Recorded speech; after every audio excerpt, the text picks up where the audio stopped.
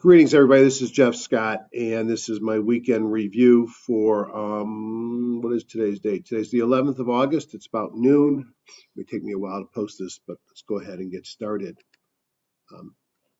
I called today tweet-driven summer volatility. What a week, yo-yo week, up, down, ending on a down note, but really wasn't much damage to my portfolio. Hopefully not yours. In fact, I was up on the week. Disclaimer, this is for education purposes only. Any recommendation in the spirit of education, not investment advice. I'm a doctor, not a broker. I pay for my tools, so I'm saying what I really believe when I comment, and trading involves risks, and you alone are solely responsible for any decisions that you make. When I do educational programs, I always call my education Be Your Own Guru. And I've learned from a number of smart folks, many of which you can see on this slide. And what I found is that I take what I thought was the best of each of them, what made sense to me in my trading. And I've really put together a trading style that is probably unique and fits me. It may or may not be good for you. And I recommend that you get an education and you get the right tools and figure out how trading works and should work for you. I own a lot of programs. I need my TradeStation or Thinkorswim because between the two of them, I have a large number of indicator and strategy sets that I use. You got to pick which stocks to trade and what industry groups, and I really like HGSI and EdgeRater for that. Superior Profit has some great tools. I know many of you are participating in the trial. 12-month free trial, which is great. Seasonality, certain times of the year means a lot to me. And there's a number of websites that I use as well. Here is the website for HGSI. Despite the email similarities, I am independent. I don't get paid anything by them. In fact, some of the indicators that I have that are not available to you at this point, maybe someday soon, hopefully soon, I actually paid to put in there. Under investing strategies are a number of videos that I put on and others. I always want to know where we are in the market, and the same stories last week and many other weeks. We are in it's like we've taken the top of this curve, and every day it's as if we go up and down and up and down, and as soon as we think we're going to take off to new highs, we get a tweet, a currency concern, and we come down. And the minute we think the market's done, we get a huge reversal. So it is a very volatile market. I think it's a good word to use. And I don't think that volatility is going anywhere right now. Since we are living in volatile times, I have raised cash, have smaller positions, have sold some premium out of the money, and I bought some puts on my bigger positions. Now, when I say I bought Amazon puts, I'm out of my $2,000 puts. It made no sense to me to be having puts with a short-term gain of over $200 in them when I could use that cash elsewhere. So I took my puts off, and then at the week's end, I put new puts on at a lower dollar value because why leave my money there? Plus, if I get a recovery in the market, you don't get the benefit of that when you sort of neutralize risk with those puts. Friday sector report, there's a sea of red. Yeah, there's green in utilities, some in communications and social, but a fairly weak market all in all. But again, that was topsy-turvy on the week. Let's take a look inside Thinkorswim at the major markets. Since I'm doing this, let me just show you, this is called the Group Performance Report, something you can do in HGSI. And this just gives you a sense, or gives me a sense of what was working, what wasn't working in the market. So this basically takes a lot of different watch groups that I look at and look at them between, sometimes such a big file that it takes a little while. It screws up my, there we go. Maybe that, maybe yes. But I'm able to look at various user groups that I follow and get an idea of how they did. And that gives me a good sense of what the market's doing. Now, this may not like me because I said it's a pretty big HTML file. And I don't want to destroy what I'm doing. So let's see if I guess it's loaded now. So I look between the second and the ninth. And what I thought was interesting is that the S&P 500 on this week was down 0.46%. But if you look at a lot of our growth, and Marcus Smith 250 was up 1.9%. The IBD 50 was up 1.39. A large group of potential buy stocks that I had was up 1.4. The weekend review was up 2.27. If I look down here, I didn't do that well. My current holdings were up about 1/4%, but that doesn't include all the protection. The point of this is that it was a mixed market, and although there were a lot of things that sold off, it was an overall positive market. Now I want to go into Thinkorswim.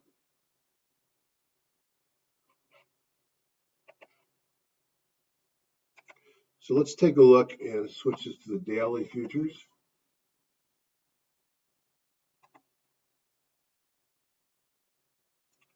Hopefully this will pop up quickly. Excellent. And let's break this out.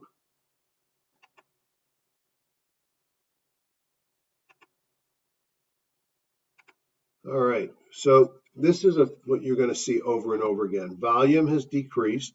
Not a shocker as we're going into August. A lot of the big money has gone to the Hamptons and other vacation sites. We sold off hard. Notice the person sell signal coming in at the top. Pull down, interestingly, to the 200-day moving average. And then we've had a V-shaped bottom right up into the 50, and we're stalling. Now, do we break out and go to new highs? Do we come back? More to follow. This is the E-minis. The NASDAQ futures look the same. The Dow futures, let me give a little bit more of it, kind of look the same as well, not quite up to the 50. The Russell is the weakest, and they're struggling at the 200-day moving average. The VIX popped up this week and then on the 6th, and then came back down, bounced a little bit on Friday. So the VIX is elevated, but not into reversal areas, not into areas that are associated with a ton of pain. It still could bounce back up there, and the dollar came down, and so you can figure what that means for the metals. Now, let me just bring this out.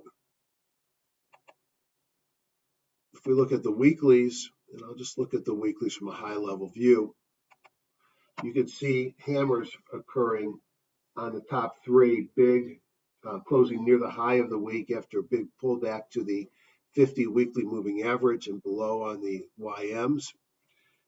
You have a doji, there we go, forming on the IWM, the VIX futures, sort of a shooting star, and the dollar selling off.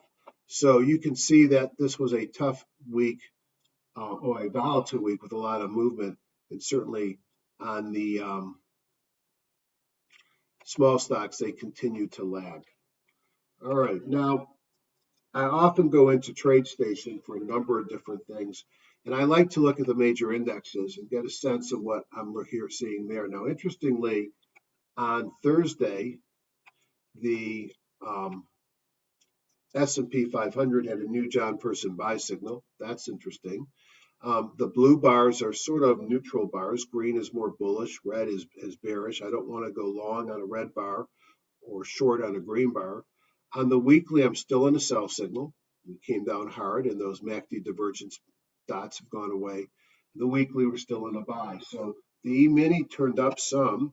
Still got a weekly bongo that's red. And if I look down here, my high jump has come down, back up here. I was talking about the high jump at 97, 98, and that was a signal, as I mentioned, that we're getting extended. Now it's at 76, so that does not give me a signal. If I look at the Dow futures, they look almost the same. If I look at the NASDAQ futures, they look almost the same, all of them with a new buy signal on the daily. The Russell futures, these are futures, also had a buy signal, but notice they're much lower in their pattern. And unlike the others, the Russell has a weekly sell signal. If I look at the dollar, you can see that the dollar had a sell signal. We talked about, I think, a sell signal last week. The dollar sold off this week. It's in a longer term weekly and monthly buy. It's got the divergences there. And if the dollar was weak, we might expect gold to look good. And here's gold. Now, gold is at a place where it's had a huge week. We've got the MACD divergences showing up on the daily. It's at 97% on the high jump bar. It was actually at 100 on Thursday. So gold is definitely extended. At this point, it doesn't have to go lower, but it probably needs to take a breather. And you can see how far it's out of the bandwidth on the weekly. Silver had a shooting star on Friday, and its high jump bar, if we look at it here,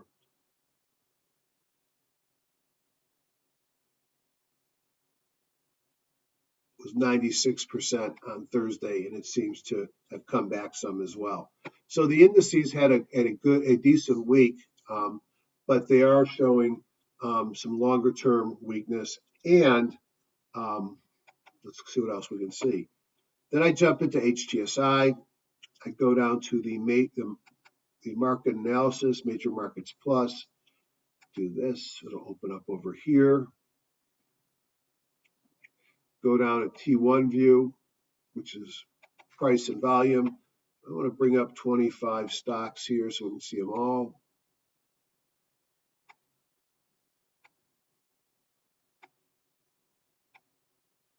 Okay, so when I rank them by raw combo, you can see gold and silver, utilities, defensive up on top. Interestingly, biotech was down on Friday, but it's still, because of 5-day performance, got into the top groups. The dollar and bonds. So this is never, except for that biotech signal, which is strange, doesn't come across as a super strong week last week for stocks. Most of the major indices are on the bottom here. Just take a look at some of them very quickly. Yes, if you're new to this, you're going, man, this guy spends a lot of time on indexes and the markets. Of course I do, because that's where my money's made or lost. It's not about stock picking. It's about, well, first of all, I like stock picking. So it's about understanding it's understanding, should you be long or short, what industry group you be playing in, and then within those parameters, picking the best stock that meets your criteria. You got to know the market. So we were living in this box for a long time. Unfortunately, we've come back into the box, and I think until proven otherwise, we are in a trading range until we're not. So we are in the box. We didn't pull down to the bottom of the box, but this is in chop land. This is volatility. Now, if I look at it, I see a run here up into the 50-day moving average on the S&P. So I always like to have a 3-row scenario of what we might expect, 3 or 4 different rows. So the first scenario is, man, we're bullish. We break right through. We go to new highs. That's scenario number 1. And good luck. I don't think that happens. It'd be nice if it did. Scenario number 2, which is probably more likely, is we basically play around in here, and then we, between support and resistance, and then we either break out to new highs, or on one of these days we go out and test the lows. That's probably the most likely scenario. And the third scenario is we just go straight down. Now, scenario 2 could go down and up, not just up and down. So as I look at the markets, I don't see that the easiest is the first scenario. I think the easiest is probably second or third scenario. So I'm still cautious. Now, if I want to feel more bullish, I could look over here on the weekly, and I could see that we did have a hammer and close higher on the week than we opened. So that's interesting. Now, this thing here, these are Hindenburg Omens signals. And actually, let me jump back here and finish the slides because I left out some of the good stuff. Rates drift lower. You can see here that both the 10-year and the 30-year bonds have drifted lower. And what you can't see real well is that the yield curve is narrowing and getting close to an inversion. The Russell 2000, Russell 1000, you'd had some slight pullbacks. Actually, the 2000 continued to pull back, but actually bounced on the AD, on the 1000. On the NYSE, you could see that the drop in the AD line has mitigated, as did some of the continued drops, but mitigating the angle of descent, especially on the larger cap diamonds and Qs, the IWMs and the transports not performing as well. Spiders are up in there as well. And then TLT rocketing higher, bonds getting to all-time record highs on the falling yields. Breadth, another thing I like to look at, stocks above the 200, stocks above the 400 have both eased. We're not, I didn't change this, weaken, breadth. Sometimes I forget to change a slide. Weakens, but not oversold. So my point here is we're weaker than we were, but we're not at a point that you almost always see a bounce. I look for those special reversal days. In fact, we look at the 3-month or 12-week new high, new low. We are getting down there. When we get down here, I look for that reversal. We didn't quite get there with the most recent reversal. We actually moved up some this week, so we'll see where we go here. The daily McClellan still has divergences with both the oscillator and the summation index. When I start to look at the oscillator, we're nowhere close to a reversal zone on the daily nor on the weekly. The buckets, they're bearish with 2/3 of stocks below the median, their midline of their Bollinger Bands, but just a small number are below the lower band, so we're not at a point where we have to see a bounce. I'm starting to get nervous by the number of Hindenburg Omens, 1, 2, 3, 4, 5, 6 out of the last 7 days, at least using the technique in HGSI, we saw Hindenburg Omens. The NASDAQ, it eased off, but that's because there's an absence of new highs. We have lots of new highs and lots of new lows. Market tone is more neutral after a series of kahunas, but not enough to turn the Woody indicator in this third group green or blue in the case may be, and sectors are now neutral, led by defensive, especially real estate. The canaries in the coal mine really struggling now, below their moving averages. They bounced into resistance after two kahunas, and we'll see if they can't move further. Interestingly, my index for March of leaders continues to hold up remarkably well. In fact, I suspect it's holding up better than most portfolios. Know your news and earnings. This is a low to medium week. We got a CPI on Tuesday. We got energy on Wednesday. We've got some employment, Philly Fed on Thursday, and on Friday we got housing starts. I look through here. I don't see a lot of Fed-related stuff. I don't see talking heads. So maybe we'll get a week where the market isn't whipsawed by every brain fart that comes out of somebody who's part of the Fed. If we look at earnings, you can see the big one this week is Walmart on Thursday before the opening. You got NVIDIA on Thursday after. There's a number, Cisco after the close on Wednesday. YY, Tilray after the close on Tuesday. So a lot of stocks that growth stock investors probably have experience with. As I say down here, it's a judgment call to hold stocks over earnings dates. It's bad judgment to not know when your stock's earnings date is scheduled. Market thoughts, wild week on Wall Street driven by concerns over growth, yields, trade, and currencies. The yo-yo week ended down less than 1%, except on the Russell, which was down 1.3. Losers were led by energy and financials, while defensive, especially utilities and real estate led. Gold was up on continued uncertainty. Interestingly, the return on gold is almost the same as the return on the S&P this year. This week, likely to continue to be driven by news and earnings with a few tweets and currency threats. Add that narrowing yield curve and the concerns of a recession, and we are likely not out of danger for this market. Once again, be careful with your nest egg. Don't play snakes and ladders. I'll maintain puts on my major positions, have smaller and less positions, and sit on some cash. I also realize that the Fed could come out this week or next with an announcement about restarting quantitative easing or something else that would cause a very quick rally in the market. So I don't want to get too married to one way or the other. We'll go through a quick top-down review. So we already started that here. Sorry, I messed up the order. I got all excited after I looked at Thinkorswim charts.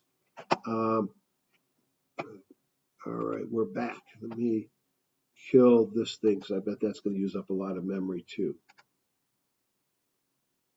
All right. So as I talked about the S&P, I gave you my 3-road scenario, and I'm going to be looking for road number 2. I think we're going to go sideways here as the market sorts it out, kind of what we've been doing over the last couple of weeks. So that's the S&P 500. Very quickly, let's look at the other big guys. Here's the Dow Jones Industrials. Does it look any different? It's struggling below the 50-day moving average. Had a hammer on the weekly. This here is called the Phoenix. I put out a note on, was it Monday? Yeah, about the Phoenix. And I said to be careful with the next reversal, that we were close, but I'm not sure this is a simple V reversal this time. Here's the Dow there. We did have a kahuna the next day, which is nice. This gray bar is a bingo, which is a baby out with the bathwater. That's how much pain was in the market. The NASDAQ composite, right up against the 50-day moving average, right below its chandelier stop. Here's a couple of kahunas ahead this week. And then lastly, the Dow, we did the SP Dow, the Russell 2000, looking at the IWM. And it's, you can see, really in sideways chop compared to the others. We already looked at the dollar and Thinkorswim. We saw that the dollar was strong and then weakened. And you could see the dollar peaked here on Thursday a week ago, has been coming down, although now it's going sideways, at least on the ETF. The volatility index did, we talked about that already, and you can see the spike here with the market weakness.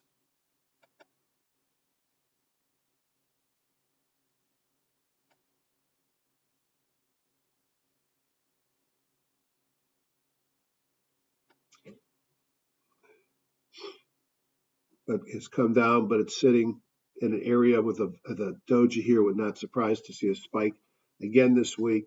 And gold, enjoying a weak dollar and uncertainty in the market has popped up and gone sideways. Look at the high jump bar in HGSI. You can see it's pegged there. Silver, similar. And what's been weak has been energy. So I suspect oil will look weak, and it does. I don't always go through the sectors, but I'm not really don't want you to go out and buy a ton of stocks this week on my recommendations. So let's just go through the spiders. I'm trying to remember if there's one of these that's just the spider select ETFs. All right. And let's just see if we get any sense of signals here. So again, for those that are newbies, this is the Hindenburg Omen. When you see the Hindenburg Omen, it's very predictive of a market pullback. Most of the signals are spurious and are not that meaningful. There has not been a major market pullback that wasn't signaled by Hindenburg in the last 50 years. And when I start to see 4 or 5, I get nervous. And if you forgot, if I go back last year, we had a series of Hindenburgs that occurred in the market. Oh, no, we don't see them. I found this on the web for a series of Hindenburgs that curry in the market. Sorry about that. Now that's interesting. And maybe I thought they were, I know we saw a bunch of Hindenburgs in the market in October, November, and we talked about how many of them we saw. They're not showing up here, which is kind of strange. Well, we saw them last year predicting this fall off. I know we saw them in Edge Raider, and now we're starting to see them again here and in Edge Raider, so that's somewhat bothersome. So here's discretionary, looks like the S&P 500. It's in a trading range. You can mark this chart up to your heart's content. We're somewhere in some type of a channel. Are we going to trade back up to 126? I don't know. But best thing I can say is we're stuck below the 50, and I wouldn't be doing much here until I broke above the 50 and perhaps above the 17. So discretionary looks medium. Staples, I'd expect Staples to be doing better here because it's more defensive. And you could see we broke above the 50, had sort of a bullish Harami day on Friday, and that could be a continuation day. Notice a series of kahunas. So Staples is one place that you might want to be looking at this week. Energy has been horrible. Someday we're going to reverse. We do have a bit of a hammer on the weekly. Look how this has been underperforming compared to the S&P. Lower left, upper left to lower right corner. Energy still looks weak. Financials also have pulled back quite a bit. Now they started bouncing this week, which is kind of interesting as interest rates have continued to fall. And interesting, they actually had a buy signal come in on Friday. That might be something to watch this week. Healthcare, another one that's been somewhat neutral. And you could see here it's kind of in the middle of its pattern. Still has to get above the 50, at least that 50 is rising. We got industrials below the 50. Everything here looks sideways. Do you see any great trends here that you want to be jumping on? Tech, well, they had a great trend, and then they've sold off, and they're struggling to get above the 50. Materials led by gold, but still very choppy. Here's one that's probably the strongest in the market, and this is real estate, the XLRE, and it's the only one that's been at all-time or near all-time highs. I guess I could say it's also near a double top, but we'll see what real estate does this week. Here's the S&P, and then here's utilities, and utilities look a lot like real estate with a trend up. Again, defensive is leading. So I think the big message here is I don't want you to think that this video tells you to go out and buy a lot of stocks. That's why I wanted to show you we have a lot of chop. There could still be more pain ahead. This is a great time to be building a watch list, one that you might take advantage of a perfect setup, but it's not a time to go out and be a hero by any means. Now, I may go back into my major markets, go into number 7, industry groups, hit this, and open up my industry groups there and look and show you sort of neutrality where the 2 days up are 39 and the 2-day downs are 40. So the market is showing us that there's some indecision right here. And considering the yo-yo up and down last week, that's a big shocker. What I typically do is I go in the direction I want to be trading, and I'm a perma bull sometimes, so I'm going to still look at the longs, but I might go through the top several. I go right click, and then I go left click, change index group, and some of the leading stocks come up. Now let me make sure I got myself on the stock view. Perfect. And let's take a look. And notice utilities had a weekly high close doji down, and so that's something that's a bullish reversal signal as well. So let's start with Roku. Roku, yeah, first admit I don't understand their business. I own 4 Roku boxes, but I pay for it once. I don't have any ongoing subscription fees, and I use that as a 4K vehicle to watch Netflix and Amazon Prime, among other things.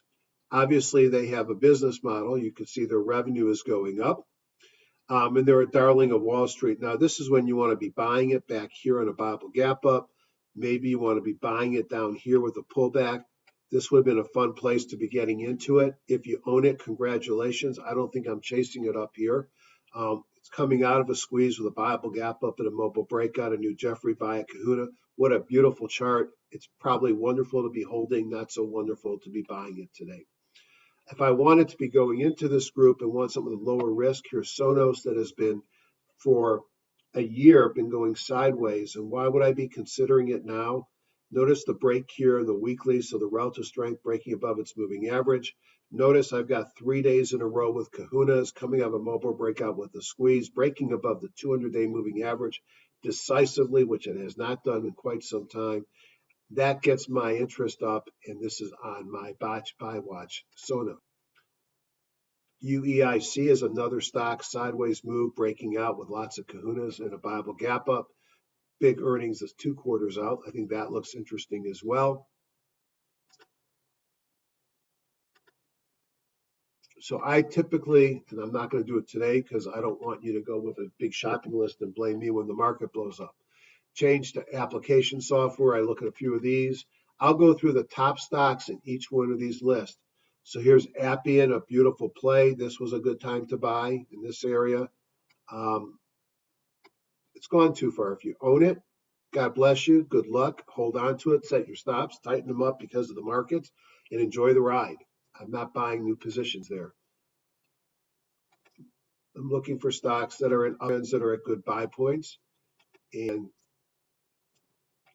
if I see one, I'm going to let you know. Here's one that was a great buy point on Thursday. Why? A buy signal, mobile breakout from a squeeze, a kahuna coming in, not much in fundamentals, Q2 holdings. That looked interesting. I might put that on my watch list as well. So I'll go through the top couple of groups. REITs, I know I had some things I like there. Like these for a while. Nice uptrend breaking out here, pays a 1.7. This is Equinox. American Tower, nice gentle pattern. Probably you could buy it here if you wanted to. 1.6% dividend. Most likely you can wait a while and pitch it off on the 50-day moving average. Good growth, revenue and earnings. Omega Healthcare investors, very loose, breaking out here. Wait till you buy it off of support. 6.8% dividend. Crown Castle, another one that looks good. Nice uptrend. Again, you probably would rather buy it off the 50. 3.1, but make a watch list of these and look for them when they pull back. Cold is another one that has been very predictable, pulling back to the 50, getting kahunas 2.2%. So there's quite a few that look good there. One of my favorites in large pharma, Merck is at a decent area to buy. Merck's been in a long buy trend. They have the best immuno-oncology drug on the market in Keytruda. And I'm an oncologist. That's an oncology drug, pays a 2.5% dividend, maybe giving you a nice time to buy it. So I did go through the groups. So what I'd like to do today is show you how I manage my buy list on Monday. I don't want to go through every list here because I am worried about the market. And I don't want to give you it all clear. It might be all clear, but I'm not convinced. So let me talk about some of the things that I looked at this weekend that I may be playing this week. Give you some of the ideas where I saw strength. So we looked at REITs now. There are a number of REITs here. Most of these we already looked at that I thought looked attractive. Again, the nice thing about REITs are they pay a dividend. Banks. I don't understand foreign banks, but look at these bank stocks. Banco Macro BMA. Where is this bank from? Argentina. Don't cry for me, Argentina. Look at this beautiful chart. Uptrend, pullback to support. Kahunas, pocket pivots, Jeffrey signal, mobile breakout from a squeeze, 2.9% dividend. That is a beautiful chart. BBVA Banco Francis SA, also I think Argentinian. Now this is for Rio de Plata, Uruguay. All right. Something going on down in South America. Pull back to support.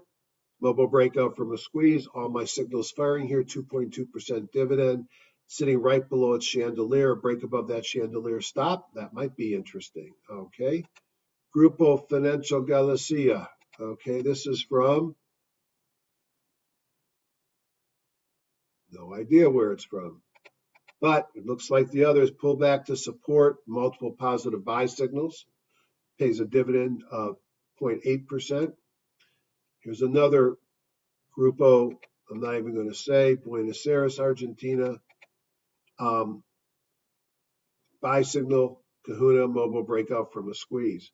So these bank stocks, probably the best were the first two, look very interesting right here. Biotech. You saw some strength in biotech this week. I don't see anything that I really want to go crazy on the big ones necessarily. Here's a couple of smaller ones. AMAG is a company that I work with from time to time. You've got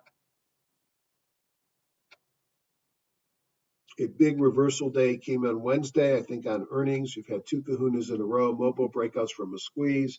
This is bottom fishing, but the beauty of this stock is you can set your stop probably right where that chandelier is, and you can probably run it from around 11 up to 14, which is almost a 30% gain. Not that exciting. Assembly Biosciences is another one. 5 Prime. These are beaten down stocks. I like buying biotech when they're cheap. This has a weekly bullish closed doji coming out of a squeeze. This is probably the best chart of them. Portola, it's already started to break out. Look at all those kahunas. Ian taught us when you see more than one or two, pay attention. The best stock in this market is probably one of them has been Shopify. Look at this great move breaking out again. Again, I much prefer to buy it when it comes back closer to support. But if you own it, enjoy it. Tighten your stops. In this group, I don't know what Despegar.com does, but it broke above the 200. Lots of kahunas. Mobo breakout from a squeeze. Bullish doji reversal. Switch on earnings. Good earnings. Multiple kahunas. Pocket pivots breaking out. Probably not too far gone if you look at the scale there. I like that chart. Zscaler is one I own. It's been a nice uptrend. I like to buy it, add to it on pullbacks. You're getting one here. And Yelp, not a name that I know anything about or use, but it had a Bible gap up. Now it closed near the bottom, so I'd probably wait and see what it does, but this sits on my watch list. You'll notice I've got some utilities there, which I'll never have a lot of those because they don't have the growth, but that's the market we're in. So these are some of the stocks that I like. Let me see if there's anything here worth going deeper in. Look at these two. Overstock.com, pullback in an uptrend, kahunas, my signal, Mobo breakout, big move on Friday. Then if you look at Weight Watchers, I almost gave it to you last week. Big move on Wednesday, doji, and another up day on Friday and a soft tape. Here's a beaten down stock that looks interesting as well. So what do? Do I buy all these stocks on Monday? You all know, you know the answer. No. But what I do with these is I'll stick them into some watch lists. So I will pull up my trade station and show you what that means.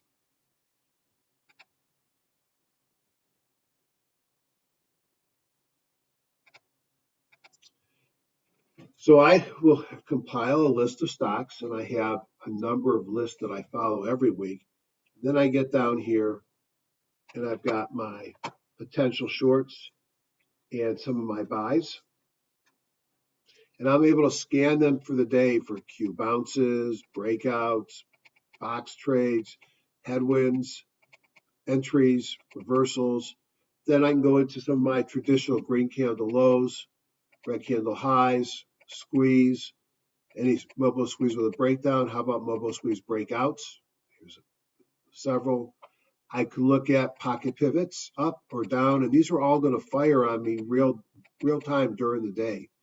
I can look at what stocks are having a Bible gap up. In fact, I know early on because immediately I see that they have their gap. Then I can see what their volume is to see if they're going to meet the volume requirements. Then I go over here and I start to say, what are my earnings coming out? So I may want to see if there's anything that's got earnings tomorrow. And the closest to earnings is Quotient and then the PAM utility, which are 5 and 8 days out. So I don't have to worry about that. Then I might want to look at some of John Person's indicators and whether or not there are new high closed dojis or low closed dojis. Are there new buy or sell signals? Now, the way the trade station works, when the bar is closed, you get a solid bar. When the bar is still open, you get a flashing bar. On Monday, those that are flashing will go to solid, and any new signals that come in on Monday will start flashing. So it gives me an idea both of what's been going on as well as new signals. So I sit with my list on a much bigger monitor, and I'm looking for flashing signals throughout the day. So once again, tough market. At some point, this market volatility will be over. At some point, it'll be a good time to go to the marketplace. I just look at this market and I see something that is, well, I'll be pretty simple about it. Let's just make a really thick arrow here. Nice trend. I want to be in that market. Not a bad downtrend. I want to potentially be short that market. Again, the longer trends are good. The problem is this. Very short trends. These are much tougher markets to play. You got to really be an active trader. I'm not an active trader, so I'm trading less. On that note, I say goodbye. Have a great week, and talk to you then.